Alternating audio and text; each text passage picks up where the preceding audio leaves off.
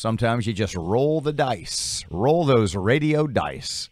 101.7 FM, 710 KEEL. Robert J. Wright and Erin McCarty. The KEEL app, a free download from Office Furniture Source. Sometimes you get snake eyes. David McMillen. Sometimes you roll a 7. You never know. David McMillen is a family therapist. For the sake of our conversation this morning, we're going to drop family and just go with therapist. Please. He is also the host of Strategies for Living, heard, good God, virtually all the time on KEEL, actually weeknights 7 till 8. Morning, David. How are you today? Good morning, Robert. Good morning, Erin. How are y'all? Okay, when Matt said the patients, when he put you on hold and said the patients will be there momentarily, actually what he meant was the patient. Yeah. Now, I don't know if you heard Erin's 6:40 to 6:50 segment. If you didn't and the audience didn't, we're going to pick it up. And there is a degree of seriousness to this, as you will quickly discern. But I just want you to listen to her story, and I want you to tell her, because off the air for the last 10 minutes, she's been like I feel terrible. Like, oh, God, I can't believe I did that. Can I take last night back, et cetera, et cetera. So, David, A, thank you for joining us. B, thank you for being such a good listener. Right. And C, here's Erin. Okay. 9:30 last night. I'm leaving somewhere from downtown. And I hadn't eaten. So I thought I'll just stop I'm going to give you the Cliff Notes, David. Stop in the subway. You're in Kings. Okay? Gotcha. And it's about 9:40, 9:45. It looks like the lights are a little dim inside the business, but I can see a worker in there kind of cleaning up. There's a car next to me in the parking lot. So I'm like, oh, okay, he just came out with his sandwich or whatever. So I go to the door, pull on it. It's locked. I knock on the glass. The little guy cleaning doesn't look up. I knock again. Little guy doesn't look up. Then I backed up and I looked at the door. Did it close at 9? You know, I'm thinking maybe it closed at 9. And the door says clearly opens till 10. So a guy comes from the back. And I knock on the glass again. And the guy from the back doesn't really look up. So I knock again and he kind of looks up at me. But as he does, he pulls out his phone as if to check the time. Like, what time is it? And we both clearly know it's 9:45. Should still be open. Okay? Right. So I raise my hands like, are you closed? Doesn't acknowledge. So I just get back in my car. David, here's where the crazy part comes in. All right? All right. I'm upset about not being acknowledged. That's my number one thing. Right. But then I pull up my cell phone and I open it up and I hit the text thing and I type in the name John Fleming. Because we all know John Fleming owns several of the Subway franchises in town. Former congressman, just sworn in as he's got a new job with the Trump administration. Official. Yep, exactly. it's closing in on 10 p.m. here, so 11 p.m. where he is, okay? Right. So I say, are you up? And he says, yes. What can I do for you? And I said, well, I have a Subway complaint. I know, David. I know. Oh, Erin. And he goes, which one? And I tell him, I said, is that yours? He goes, yeah, it is. What happened? So I tell him the story. And he's like, wow, that shouldn't have happened. That, let me get the folks to call you tomorrow and we'll figure out why that happened, what happened. I'm so sorry that happened to you. He was very sweet. Magnanimous. He really was. He didn't say, what on earth are you doing texting me about? And at the end, I texted him. I said, I'm really sorry to bother you about this so late at night. I apologize. And we kind of ended it there.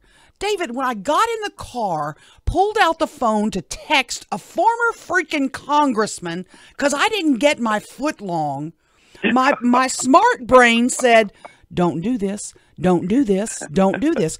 My impulsive brain said, you want your sandwich and you want it now. Pardon me just a moment, David. Before you respond, let me point out that there have, over the past, say, 60 days, been 3 or 4 of incidences of this type. And the incidences, as I pointed out to Erin, are not becoming lesser. They are becoming greater. And I said, it's only a matter of time before you yell at a cop and get tased. So... do I need impulse control? Do I need medication? David, I don't want to be like this anymore. What do I have to do? Well, let's see, Erin. Good news, bad news. Okay. You're not crazy. That's the good news. Okay, good. Well, let's get that out of the way. All right. Maybe you could say this is bad news. Maybe it's medium news. You need a little impulse control, anger management. Okay. Therapy. you're allowing situations and other people to get into control, to take control of the Erin McCarty system, if that makes sense. Is there a technique you would advise me so that I wouldn't have sent that text last night? NyQuil PM. You know, I actually would, and the Okay. technique is this. It's called wait. Now, listen to me. Wait. What am I thinking? Okay.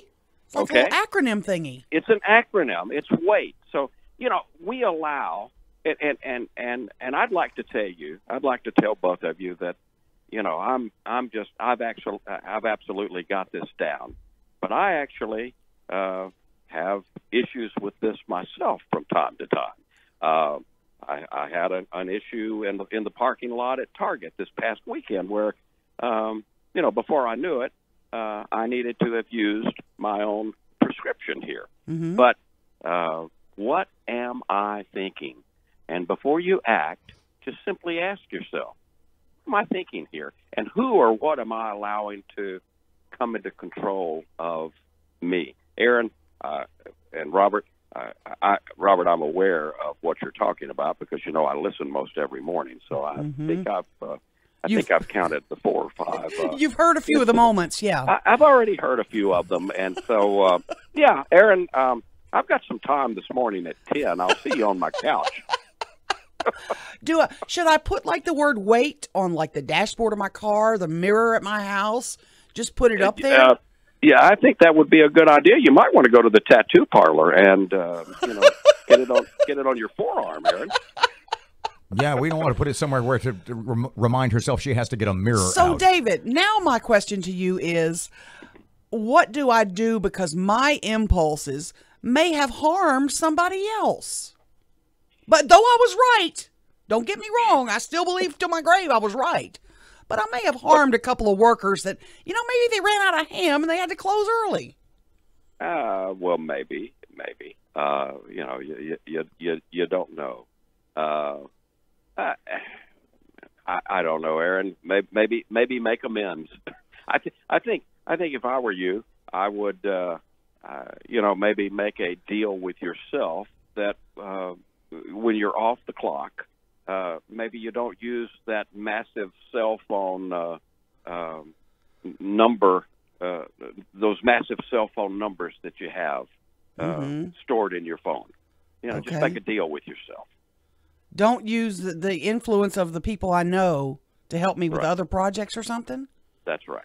That's okay. right. Well, especially Ask when yourself, they're crazy ones. Yeah. Is this related to? You know, is this related to? But was Mr. Fleming really concerned about the incident? Probably so. Did he really want your call last night? Probably not. Probably not. And see, I'm worried about, did he end up last night texting somebody and going, guys, we have a problem in the Shreveport? Or did he wait till today? My bet is that the congressman waits till today to contact his people to go, hey, we closed a little early last night. Can somebody figure out what happened? Well, actually, you know, I got a text from Mr. Fleming last night, and I just texted back to him, WAIT, what am I thinking?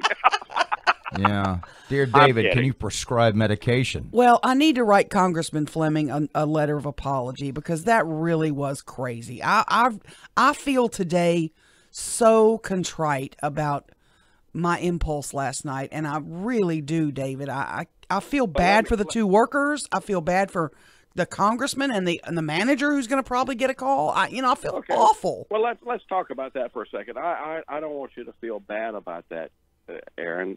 I want you, you know, just remind yourself that you're human. We're all human, and we can, you know, we can let our impulses get away with us sometimes. We can let our anger get away with us sometimes. Just perhaps use this as a knock on the door that, okay, time for me to do a little work. You know, one of the things you guys have been talking about lately is Lent. You've been mentioning what you're giving up for Lent. Right. Right? Yes. All right. So let me suggest that Lent means something. Okay. LENT. Let's eliminate negative thinking. Ooh, okay.